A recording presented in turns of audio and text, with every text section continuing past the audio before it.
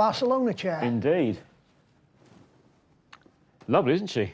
Yeah, I think it's seen better days, hasn't it? It's a proper barn find. It's even got the pigeon poo on it. Yeah. It was in another dealer's warehouse, been there for about 20 years. I think he bought it with the idea of doing it up himself, and it's deteriorated since then. It's a good lesson there. Yeah. If you're buying something to do up, do it then.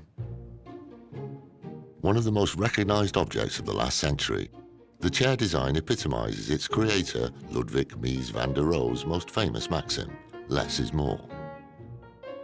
Van der Rohe was a German architect who created the chair for the International Exhibition in Barcelona in Spain in 1929.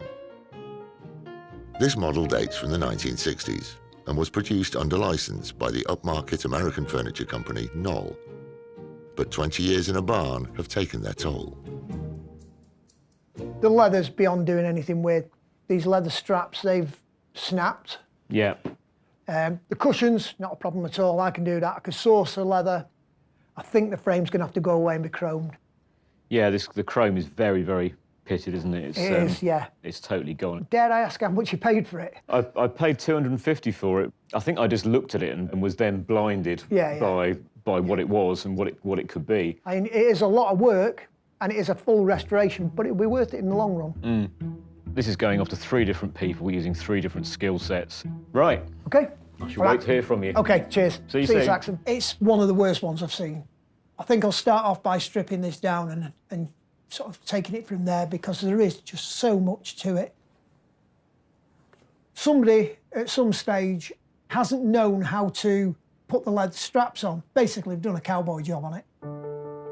An earlier restoration attempt has replaced the original leather support straps with rubber Pirelli webbing, which is not true to the design. This Pirelli web runs around the front of the frame, stapled to a scabby bit of chipboard as well. I'm hoping if I cut these webs across here, the webs should come off, the chipboard should come off, then behind that, in this metal frame, there should be holes. Those holes are where the rivets go to hold the straps in place, because if the rivets are still there, it means I've got to drill them out. I'll work my way along one at a time. Got to be really careful with these knives. You know, they're razor sharp, and the last thing you want to do is cut the end of your finger off. So, last one now. So if I just pull these webs off here, I'm hoping this will just drop off. There we go. Right, so exactly as I thought. It's got holes in it where the rivets go, and these ones here are holding the back straps on. So what I need to do now is drill these out. So 5.5 by 4.5. What I do need to remember when I'm doing this is it's common practice in upholstery to mark your lines and then cut along them. So I've got to remember that these lines are for me to sew along, not to cut along. What I've got now is my panels cut out, marked, where I'm sewing, bit of piping, and very, very tiny piping cord, which is going to go inside there. That is what would have been in the chair originally. The piping sits between the 2 squares, making each seam stronger and more defined.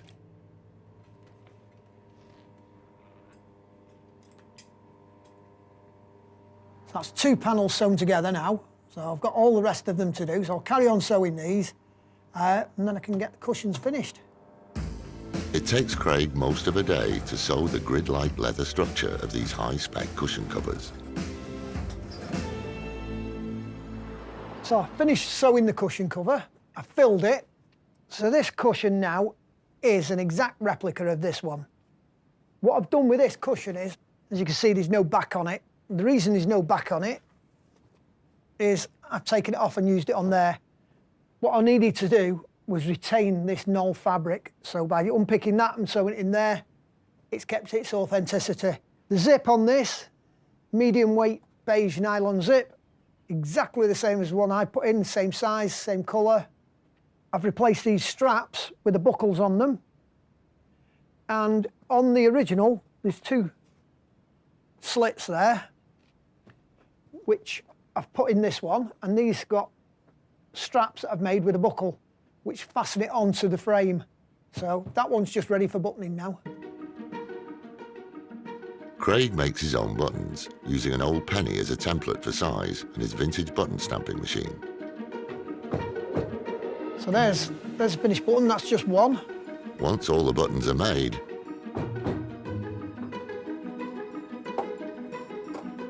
he sews them on the new cushions. Extreme care must be taken, as in order to minimise wear to the vintage knoll fabric, he has to stitch through the original buttoning holes. Thing is with this fabric, it's not available, I can't get it anywhere.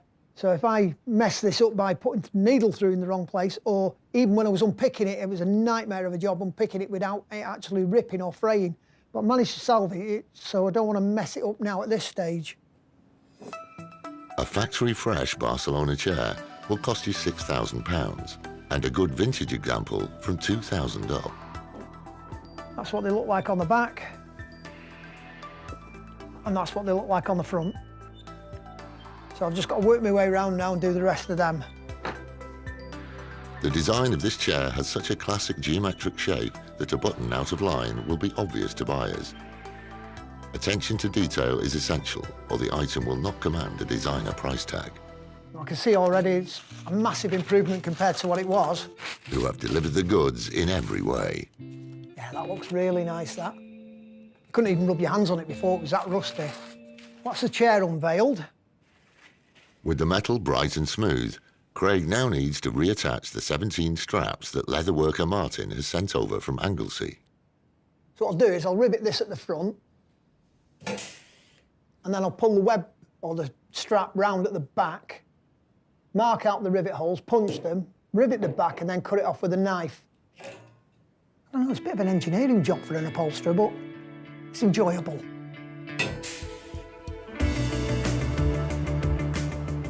A few days later, Craig contacts Saxon to say the Barcelona chair is ready to go. I hope he's come up with the goods, because these things sell for a lot of money, and this one needs to make me money because it's going to cost a lot to restore. Morning, Craig. All right, Saxon. Well, This is it then. it is. Big Yeah. moment. Yeah, big moment. Right, I'll show you what we've done. Wow, my goodness.